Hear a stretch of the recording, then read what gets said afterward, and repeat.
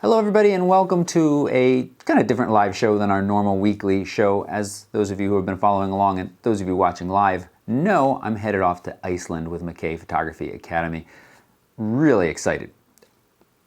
Just excited to bring you guys some information, excited to put my feet on the ground in Iceland tomorrow morning. Very exciting. Leave tonight, fly overnight, land early in the morning. So it's not quite a full night's sleep, but that doesn't matter. I'm going to Iceland. But I wanted to take a few moments and share some thoughts about what I'm bringing with me, what I'm not bringing with me, talk a little bit about the Sony a7R Mark II saga, which is ongoing right now. A saga might be a little bit strong of a word, but well, we'll check in with Elton in a few minutes, who's doing a lot of legwork for me in New York.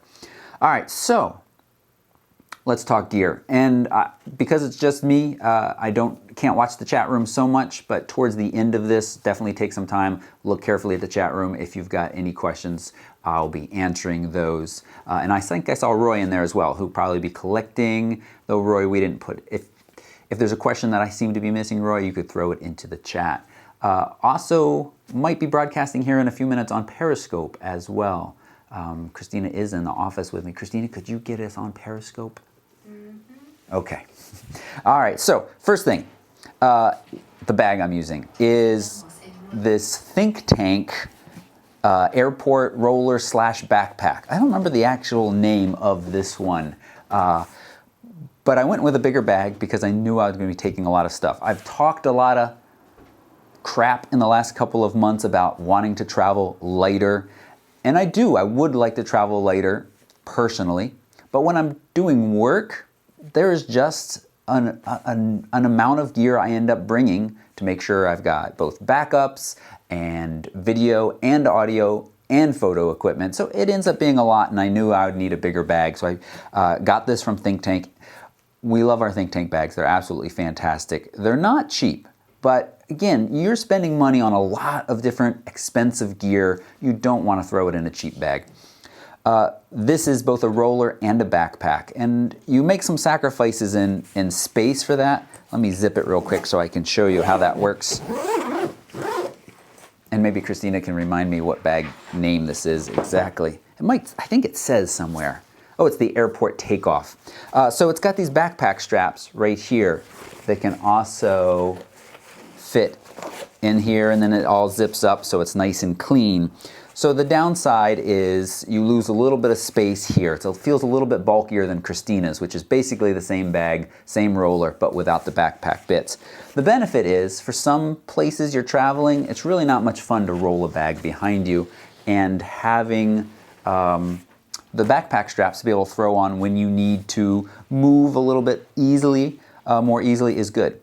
Also, it's nice to be able to roll sometimes. A great example was the wedding this weekend. It was pretty hot. By the end of the night, I felt like a sweat ball, and it was really nice to just drag my bag across the grass. These wheels roll so nicely, handle pulls out right here. Time out? So it needs you to sign in because you wiped your phone. Oh, if you hand that over to me, I can do that. Thank you. And it's got room for a laptop, and my laptop is coming along with me. That is the MacBook 15-inch, and that's something else that from time to time I'd like to leave behind, but again, for personal travel, I'd probably leave it behind, but for professional, making videos, making vlogs for you all, editing more pictures than normal to share, it really comes in handy. So I'm just going to log in real quick here so we can do both, what is this called? Periscope and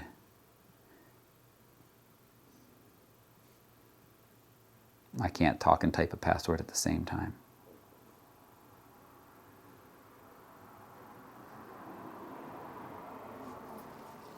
Okay, Christina, thank you.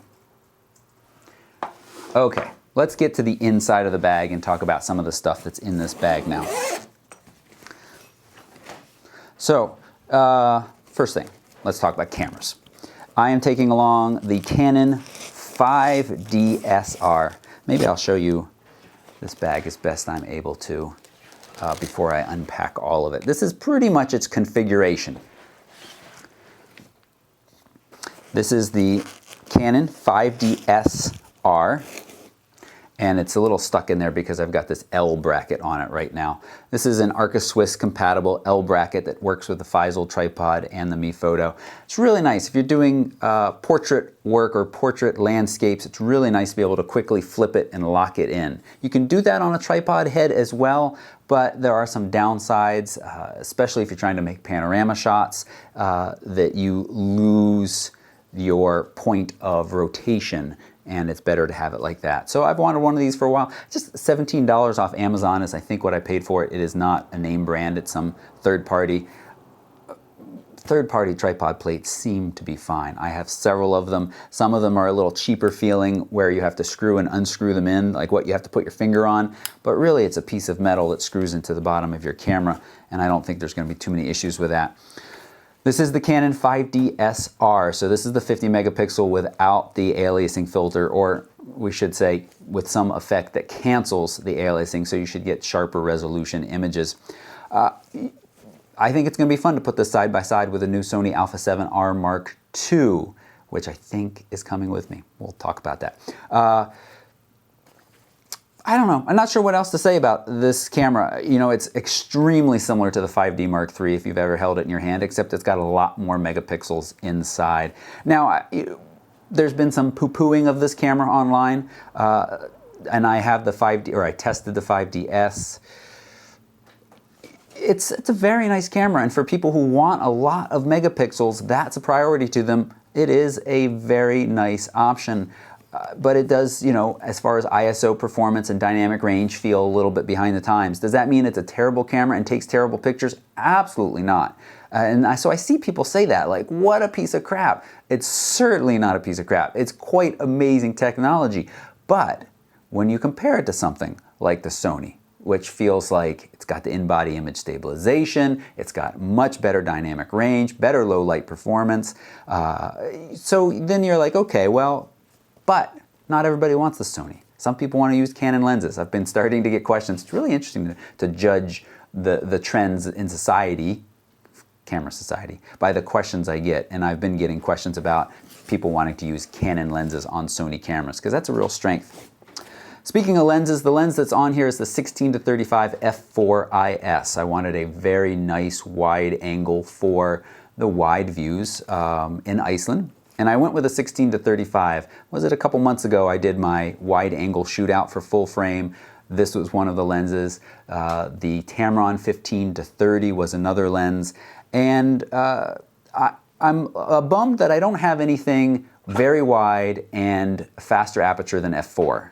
But not that bummed for a couple of reasons. One, it's summertime in Iceland, and I've been reminded that it's daylight until really late at night, and it gets bright really early in the morning. Sunset's like, what is it, 10-ish? Sunrise is 5-ish. So the chances of taking night sky photos is pretty small. Also, it seems fairly cloudy often. So that's the only real reason I'd want an f2.8 and a wide, to try to get some nice star shots. And you know, you can do it with f4 on a full frame camera that has decent ISO performance, but it's not going to be as nice as, because you can't get quite the length of shutter speeds you need before the stars start to blur. So maybe you could do star trail stacking. So that's what I went with. I didn't go with the Tamron 15-30 because that lens is just really heavy, and it's got the bulbous front end, so you need all kinds of special filter attachments. Other lenses that I'm bringing. The 24-70 f2.8. This is my staple at weddings, although honestly, I use it less and less and use pretty much just the Sigma 50 f1.4 for most of the day. But this is just a nice versatile lens that's great for general photography. So it's coming along. And then under here, so if I take stuff out now without talking about it, I'll forget to talk about it later, is the 24-70 f2.8. Honestly, if I had the f4, I would much rather bring it because I don't see a need for having that f2.8 on a trip like this with landscapes being the primary stuff that we're shooting.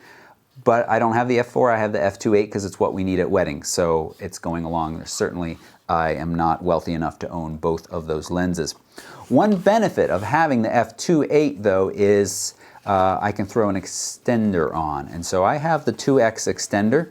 I've talked about this in a couple different videos, the big zoom video, and it has its own separate video. This gives you 2x, so this becomes a 140 to 400. Now the only reason I'm bringing this is one part of the trip we're going out to an island and hopefully seeing some dolphins, puffins. Similar name sounding, but not the same creature. I know the difference. So I picked this up to make sure that I don't really regret, 200 millimeters on a full frame camera is not very close. So 400 millimeters is certainly closer, and shooting with the 5D SR, I'll be able to crop in a good bit and hopefully get a couple nice pictures. Now, it's only one day of the trip, and honestly, I tell you what I'd really like, the 100 to 400. That is a fantastic lens that would give me a lot of flexibility in that kind of situation. But you know what? This will work in a pinch, and the fact that I already had the 70 to 200 is nice. Other lenses, so 16 to 35, 24 to 70, 70 to 200 with a 2x extender gives me a nice solid range. Still working on whether or not the Sony's going to come along with me, but I picked up some lenses because I think it is. And this is the newish Sony f2, 28mm f2. So I feel a little scattered as I'm trying to look over and see if Elton needs me to pay him for the Sony, because I think he's getting it for me. Very interestingly, Sony has released this lens along with some attachments that I was curious to see how they would work. And one of those attachments is this 16mm fisheye. So you snap it onto the end of the 28mm lens and it becomes a 16mm f2 lens. So in effect, I do have wider than 24mm f with f2. I have no idea about its performance at this time. Early reviews I've read seem pretty positive with some issues. I usually really shy away from kind of weird attachment setups like this, but this is very high quality. These are not cheap attachments, and so I'm interested to see how they perform, and we'll be talking more about that. So I'm just going to stick that in there. Lens hood for the 24 to 70 just doesn't quite fit over there. Lens hoods are great. Again, I think we're going to have some rain during this trip is likely, and lens hoods are a great way to keep those drops off the front of your lens. We have a new critique coming out in a couple days, and one of the pictures, really nice, but it has a couple drops on the lens that I think are distracting from the overall look. That's it for lenses, and as I said multiple times, probably in this little spot right here, which right now I just have a power cord, will be the Sony Alpha 7R Mark II, and I have straps for other things. Little flashlight. I thought about bringing my headlamp, but the one I have is a little bit bigger and I want to travel light. So I got this little bike light that I've had around for a while, and so that's coming along with us. Then I've just got a lot of micro USB power cords to charge my phones, because I'm bringing two. One, the LG G4, which will have service in Iceland thanks to T-Mobile, and the Nexus 7 tablet too, and I'll talk about why I'm bringing those in a minute. Well, that goes along with that. Let's hold on to those. Rain cover for the Think Tank.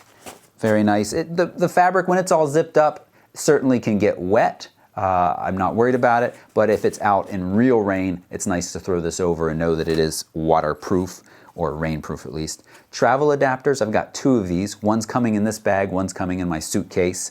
A rule of thumb is anything you can't live without should be your carry-on.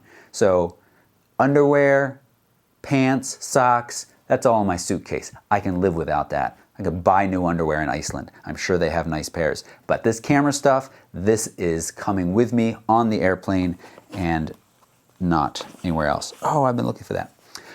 Metabone's EF to E mount adapter will allow me to use my Canon lenses on the Sony. So when I held up that Sony 28mm lens, you might have said, that's the only lens you're bringing for Sony? It is the only lens I'm bringing for Sony. But via this adapter, I'm bringing all of these Canon lenses, and I'm really curious. This is the big question, and early reports I'm seeing are positive, but I want to do it myself, and I want to do it in low light. How is the focus on the Sony A7R Mark II or Alpha 7 Mark II? Put in the comments, do you want me to say A7R Mark II or Alpha 7 Mark II? Also, Metabones is not the only manufacturer of these adapters. Comlight just sent me, it's basically the same thing. It is an adapter that allows you to use your Canon lenses on E-mount, again autofocus, and I'm really curious to see how this performs. They also just sent me their Micro Four Thirds adapter, which I'll be using on the GH4 soon. GH4 is not coming with me. It needs to go to Panasonic to have its broken screen fixed. If its screen wasn't broken, well, because I'm bringing the Sony Alpha 7R Mark II that has 4K capabilities, I'm okay leaving the GH4 behind. But if I didn't have that camera with me, it probably would come. The image quality, the video quality out of that little camera is just so fantastic. It's a fun camera to work with. I love it. It's what we're filming this with right now. Bringing a card reader. This is mostly backup. I'm going to be mostly just pulling images right off the camera, and the SD card I have built into the MacBook, which I'm pointing to over on the right. But it's nice to have a backup if anything goes strange. And then I've just got this nice little outlets to go Monster Power. Well, the sun just dipped outside, so, oh, here it comes, brighter again. This is nice. You plug this into the travel adapter, and then you've got suddenly a lot more ports to charge stuff. I still need to gather a few more USB bits for charging because I don't have enough of those yet. Filters. We're going to Iceland. We're going to photograph landscapes. I want to be prepared. I haven't ever considered myself a very serious landscape photographer. So I've never bought a really serious filter system. I've always just used circular polarizers, which are both of these, and somewhere around here is my Tiffin ND filter. But I have upgraded, and this is the Genistech variable neutral density filter that I'm bringing along as well. I want to see how it performs compared to the Lee filter system, which we'll talk about now. So, Lee filter systems. These are well, they make circular ones as well, but this is the system where you attach to the front of your camera this holder. And then you slide into that holder these sheets of glass, or resin sometimes, or plastic in cheaper conditions. But Lee is a maker of excellent filters, and so I thought this would be a great time to try. I'm holding up the little stopper. This blocks 6 stops of light from entering the camera, and I think you can see, can you just kind of see through it? Let's do this. So you get an idea. That's 6 stops of light, pretty serious. But I also have, and I'm not going to talk about these a whole lot because if you want to know, well, one, I'll be talking about them more on the trip, but if you want to know, why people use filters like this, you can watch the video I put up yesterday. And as I said, I'll be talking about them lots more. This is the 10 stop. This is, let me make sure this is the big stopper. So that blocks 10 stops of light. We're going to be photographing a good number of waterfalls. Some of those we can't always get to because of travel setups early in the morning or late in the evening. So to get those kind of dreamy pictures, you want to be able to throw something like that on and really slow your shutter speed down. But that's not all. That also allows you to throw in something like this, a neutral graduated neutral density filter. So this is how you can keep the sky from getting blown out while still exposing for the landscape. And this is much longer than it needs to be so that you can adjust it up and down in front of the camera, in front of the lens, to line up your horizon where you need with the gradient. It's helpful. If you don't want to buy expensive stuff like this, and all together, all of these things here together cost probably close to $400, maybe even a little bit more. It is an expensive setup. But again, if you've got nice quality cameras, nice quality lenses, you don't want to put crappy stuff in between you and your subject. Your other option, of course, is to shoot HDRs, which, that doesn't always work for some subjects, but it is a much cheaper way of getting a greater dynamic range in your picture.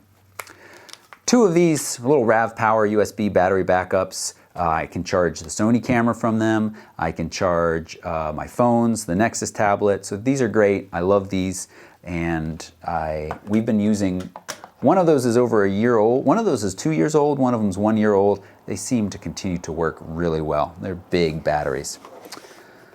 3 Canon batteries and 1 charger. That should be plenty. I probably could be okay with 2, but you know, that doesn't take up that much room, and I don't want to be stressing about battery. One more camera. This is the Olympus Tough Tg 860. It's a $250 camera. Waterproof, drop-proof, tough. It's tough, as its name implies. I wanted to take the TG4, which is their higher end model of this. They didn't have it available, so they sent me this. I'm really impressed. You know, it is a point and shoot. There is no RAW capabilities, but the quality is quite good. It's a much wider field of view than you're used to, much more like a GoPro look, but you can zoom. It does have zoom. Easy Wi-Fi control and connectivity for pulling stuff off. It's also got built-in GPS, which is nice to kind of create what do you call reference pictures. You take a couple with this, and then you know where you were when you look at the map later, and then you can sync it up to the other cameras that you're working with. So yeah, downsides again, you know, point and shoot quality, but it does seem to be a step above the GoPro, and for only $250. And it's got the screen that flips and rotates so nicely, so a bit of a selfie cam, and it's even got on the front a little customizable button. So this was the Tough Tg 860. Almost everything I'm talking about is on my Iceland draft packing list. I haven't updated it in the last day or so, so there's some changes I need to put on there, but most of the stuff is on there. Okay. Now, one of the things that I mentioned is bringing along my phones and the Nexus tablet. And I tell you, this is why I love being in the Android ecosystem, because DSLR controller. I was thinking, one of the things I'm going to be doing is making vlogs. It's one of the nice things about the GH4. You flip that screen out, you can see yourself, so you know you're framed nicely. If I'm shooting a vlog with my phone, I can't see myself unless I use the front-facing camera, which is really not that good. And if I'm using the Canon or even the Sony's got an articulating screen, but not enough that it flips up or flips out to the side, so I can't see myself. I might sound really vain right now, but if I'm trying to shoot a quick vlog or a quick little tutorial and I don't have somebody on the other side of the camera, it's really nice to be able to see framing myself. So I picked up, this is the Joby version of this, and it is a little clamp that just clamps onto a smartphone or tablet. Oops. And you put it up in the hot shoe. Oh, I've got it on backwards. I haven't used it enough yet. So it clamps on like that. And then you slide it in. And then suddenly you have a massive screen. You say, wait a second, how do you get what's in here up to here? Well, I set the cords aside. It's getting a little messy. But this is where I think Android is awesome. And maybe you can do this on Apple without paying a lot. I know you can with Cam Ranger, which is paying a lot. You get a little USB host cable. This slides into your Android. And this is just the standard USB 3 cable that came with this camera. It also works with the 5D Mark III. And you fire up DSLR controller, which is a $10 app in the Android Play Store or Google Play Store, whatever you call it. And you can suddenly see what the camera sees. You can control the settings, you can make changes to that. I have a separate video that shows all that, so I'm not going to go in depth on it. But, you know, 2 nights ago I was like, I wonder if it works with the new 5DS R, and it works perfectly. And let's say that I'm not doing a selfie, but I just want a really nice big view of what I'm about to shoot. There it is. It's also got time-lapse mode built in, bulb mode built in, so you suddenly have a much smarter brains for your camera. And remember this Canon, this is annoying. Canon, no Wi-Fi in here. That's annoying, Canon. You couldn't get Wi-Fi in there. This is a modern camera. So I don't care that there's no Wi-Fi. Well, I mean, I do, but hook this cord together and I'm all set. I can pull images off. I can pull raw images off, open up the raw decoder, pass them over to Snapseed as a JPEG. No programs, including Snapseed, will let you edit RAWs directly from the camera, but you can convert to a JPEG or a TIFF. You could do that in camera or in an app on the tablet. And I can do this with my phone as well, so I don't always have to have my tablet up here looking gigantic and goofy. I can do it with everything from my little Moto X, which Christina is holding right now, to the LG G4. So I've got a variety of size options available to me. I really love that. I just love how well DSLR controller works, and the gallery pulls them up so nicely. I also noticed that when I plugged it into my LG G4, it was smart enough to say, you've just plugged a USB device in with pictures. Do you want to import these to Google Photos? And I don't. But with a micro SD card, a 64 gig micro SD card in my LG G4, that might serve as a kind of a nice backup for some of the more special pictures. We'll talk about backups in a second. Let's set this aside so it's out of the way and talk a little bit about other stuff that's going. My passport is important. Cards, what am I bringing for memory? I've got my 64 gig CF card in the 5D SR. I'm just bringing one spare 16 gigabyte. My plan is, and it really hinges on how much video I end up shooting with different cameras, but let's say I'm just shooting photos, is to continually use the same card in the camera each night or whenever I have the opportunity during the day, backing up the pictures on that to my hard drive. I've cleared off as much space as possible. I'm only using 30% of my hard drive right now, and I have a 1 terabyte drive coming along with me that has plenty of room. So pictures are going to get backed up to both of those locations as I hope each day. I should have time. We're going to be in hotel rooms and things like that. For CF or SD cards, which I can use in either the 5DS or the R, I seem to be missing that at the moment, but it is a pile. I've got a very fast 128 card, 128 gigabyte card. I've got a fast 32, a couple 32s, and then a spare like 16 or so. So again, same plan with any other cameras that I'm shooting with when I have a 32 already in the waterproof, shockproof camera. So plenty of room. It should be, especially with backing up. And if I have to delete off the cards or format the cards, I will, but I'd rather not. I'd rather there be 3 places that these pictures are at the end of each day: on the card, on the computer, on the backup drive. And again, most of the hotels I suspect we'll be staying at will have decent Wi-Fi, and any pictures that are in the higher ranges of 3, 4, 5 stars, I'll put online as quickly as possible. So it sounds a little paranoid maybe, but again, this feels like a trip of a lifetime, and if I make a beautiful picture or two, I want to make sure I don't lose it. So that's what I'm doing there. Other bits. Let's start bigger bits. Faisal tripod, and I went back and forth. Should I take the Faisal or the Mi Photo? The Mi Photo is really nice and small, will fit in my suitcase easily, but this Faisal tripod is just very, very nice. It's not much more weight than the Mi Photo, but it goes higher, it feels much more stable, and it's just kind of a joy to use. So that's going along with me, and it's got this nice little hook here. I've heard Iceland can be quite windy. Corey was telling me he was watching some videos or hearing from some people that have been there, and at times it can be very windy. One of the tricks you can do is hang a heavy bag from the center hook on your tripod and just weighs it all down and gives it a lower center of gravity and makes it less likely to tip over. One thing you can do is you say, well, my camera bag's not going to hang from there. That doesn't work. Bring along an empty bag, fill it with rocks, and hang it from that hook while you're working. So that's the tripod that's coming along with that Faisal ball head that is Arca Swiss compatible and fits my other plates. Also bringing a monopod. But honestly, we could call it a selfie stick because I think that's how I'm going to end up using it mostly. I've stuck my little Mi Photo head on the end of it to give myself just a little bit more freedom and flexibility in setup. But this is great for the underwater camera, stick it deeper underwater than my hand can reach, or if it's really cold, or to quickly stabilize for some video shots, because again, I will be doing video from time to time. So it's not the best for that, but it certainly is better than hand holding it. And as I said, a selfie stick as well.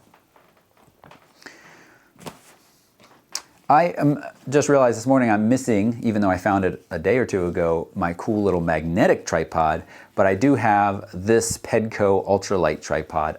You know, this thing has been with me for like 15 years. It can hold the 5D if you set it up very carefully, but it's not ideal. But something like the Sony, it can hold easily, the little waterproof camera, very, very easily. And you know, it weighs virtually nothing, and it's nice to bring along. The little magnetic tripod that I brought in Italy can also hold the Sony and is quite useful as well. Lots more charging cables. And charging cables. This is the RoadLink Smart Lav system, and this was recommended to me by one of you viewers. And I have to say I'm very happy. I've used this to record the audio on my last 2 videos. It just plugs into the smartphone. Notice it's got 3 little black lines here. That's what makes the smartphone know that there's a microphone plugged in. Normal microphones that you plug into your smartphone don't work because the smartphone's looking for a headset with a microphone, so it needs the 3 black lines, not the 2. Anyway, audio quality seems quite good. It's so much easier and less painful using than something like the Zoom H4n. Now I'm bringing along the Zoom H4n simply because it's got 2 XLR inputs, and one of the things that David and I will need to do while we're in Iceland is make a video announcing the winner of the Yosemite workshop. If you haven't entered that yet, photorec.tv/giveaway, you could win a trip where you're packing a bunch of crap to go to Yosemite. It's going to be an absolutely fabulous experience. So, but we'll need that. So I'm using one XLR mic right now wired into the system, but another one will come along. This stuff that's over there that I'm talking about right now is all going to get packed in the suitcase. It's not the end of the world if that Zoom H4 is delayed or takes longer to get to me, because really all I need is a camera. Little waterproof housing for the LG G4 and the Nexus. You know, it's kind of one of those things, I doubt I'll use this at all, but it takes up virtually no room. I can throw it in the bottom of the suitcase and I'll bring it along as well. Another travel converter. And then, hey, I got a question for you all. This looks like just a little Iceland travel converter. It clearly isn't actually doing any conversion. It's just kind of a plug adapter. I think I can plug the MacBook into this because the MacBook power adapter bit is smart enough to say, yeah, here it is. This little brick is smart enough, it does the conversion. It says so on the side, it'll take such and such to such and such. So I'm pretty sure I can do this and not worry. But let me know in the comments/chat if I'm really wrong and I'm gonna blow up my computer. Another travel adapter that mostly works. These, I mean, they're like 10 bucks on Amazon, and this one we took to Italy with us, and about halfway through the trip, part of it stopped working. Most of it still works though. This is actually a little mini tool, bike tool, but it's got flathead screwdriver, it's got hex wrench the size of some of the tripod adapter plates, and a Phillips head screwdriver. So it's coming along because I can't find my other one right now. A little travel journal, lots more charging cables over there.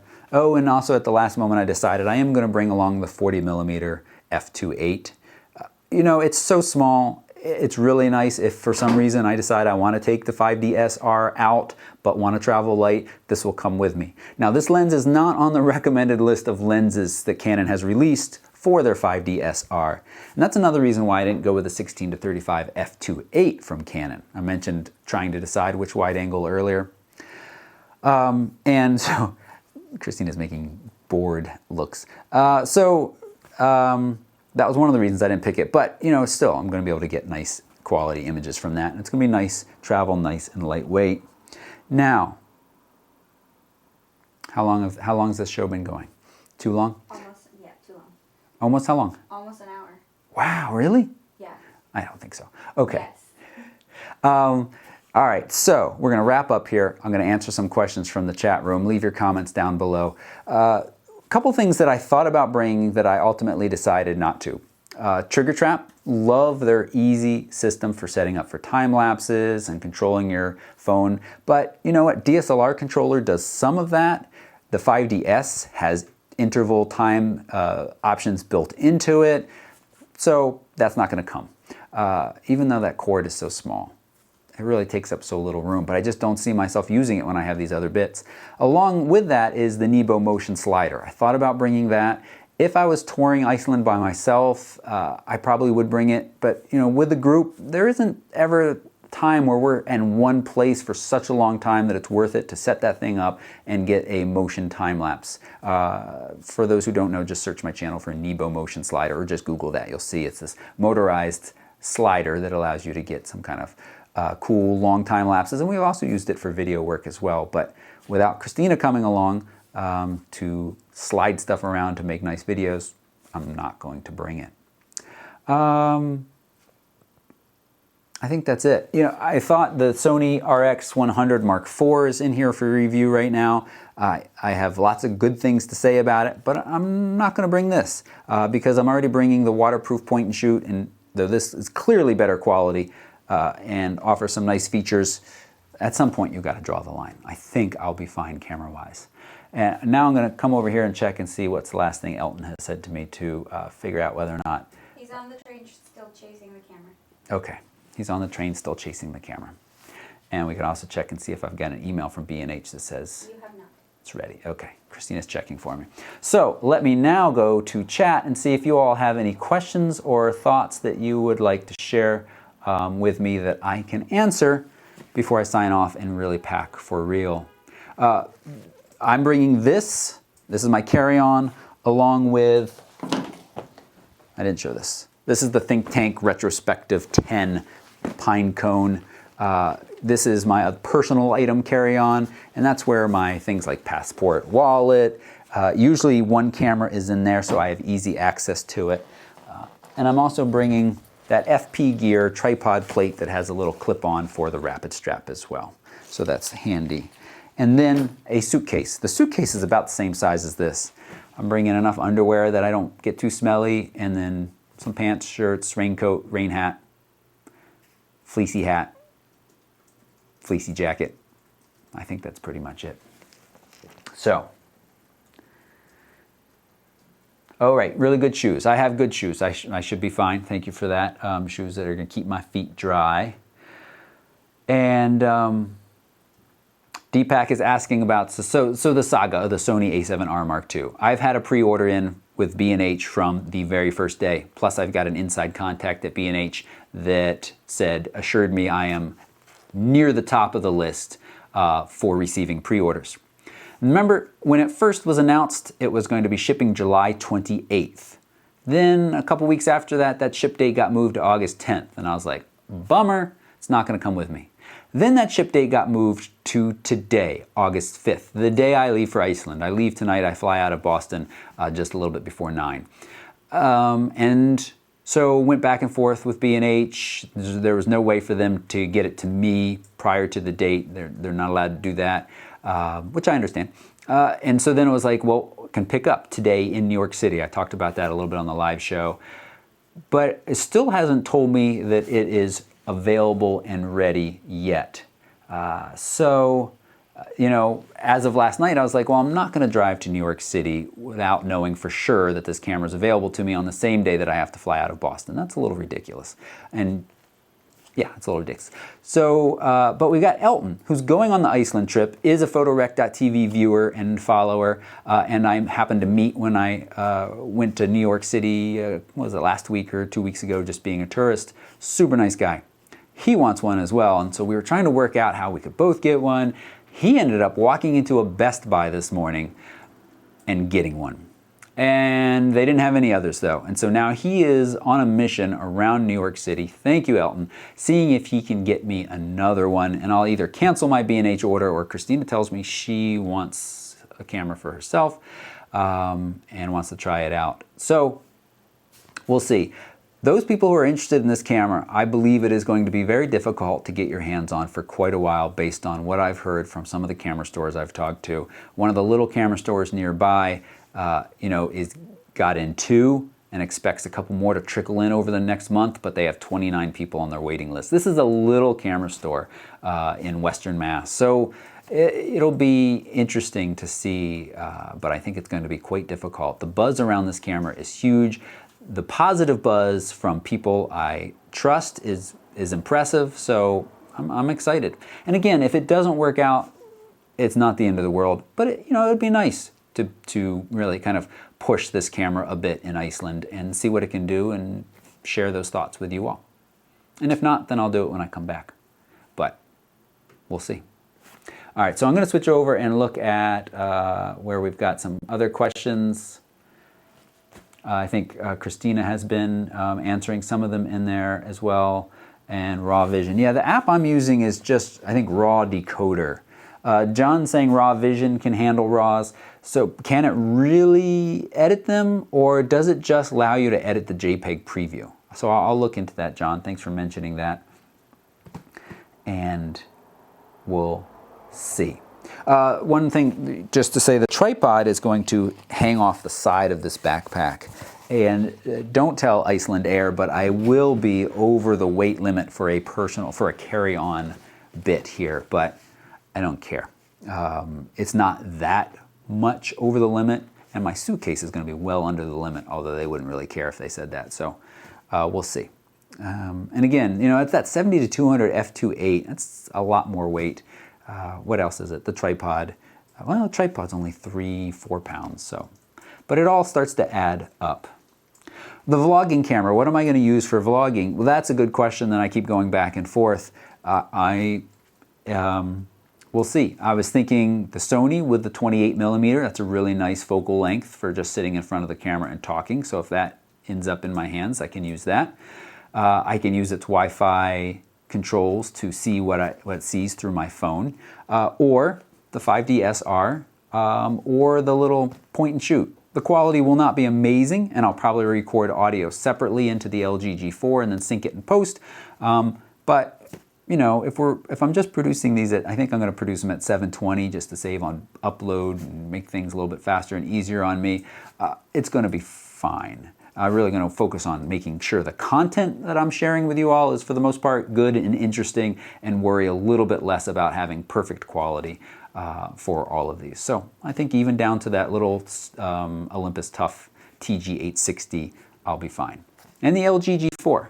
Although, ironically, unless I use the front-facing camera, I can't see what I'm doing. So, the front-facing camera really does feel kind of crummy. So, we'll see. The DSLR remote works with the A7 with infrared. How does that work? How does it send an infrared signal?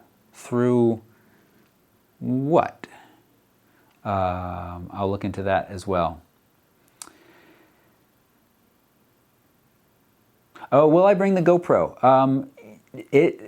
No. I thought about it, but that Olympus Tough does a fine job, and my GoPro has not been 100% since it spent 4 days underwater because of a little canoeing mishap. So I'm not going to bring it. I went back and forth, but ultimately I decided that the TG 860 is going to be fine. And in some ways better because it has a screen, especially a flip-up screen, so I can see what it's capturing at times.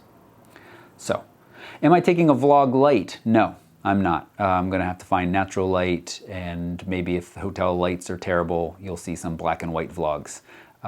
But that's another thing where, the one that we have takes 6 AA batteries, and I also looked around at what I'm bringing, and the only thing I'm bringing that needs AA batteries is the H4N, and I'm going to power that through one of these little USB bits. I have a cord, and so it's got 2 batteries in there, but I'm not bringing a AA battery charger. That stuff adds up. So, and then Hi, Elton. Christina's getting a phone call from Elton.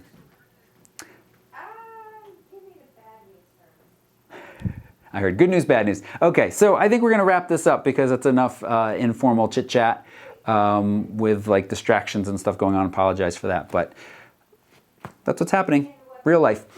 I'll stick around in the chat room and answer any additional questions you have that I can answer, but that's where we are.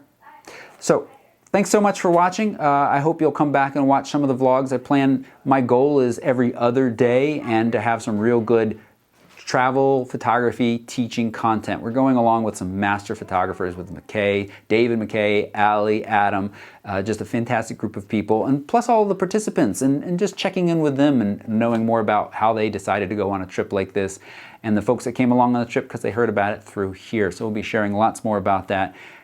And if you're super jealous of this trip, I don't blame you. I would be really jealous. I'd give this video a thumbs down, be like, that guy gets to Iceland. He doesn't deserve to go to Iceland.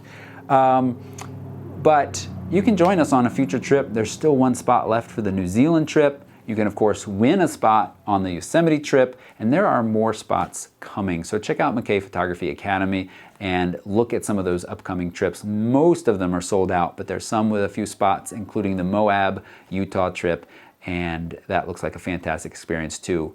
So I hope you'll join us on one of those trips. Thanks so much for watching. Goodbye.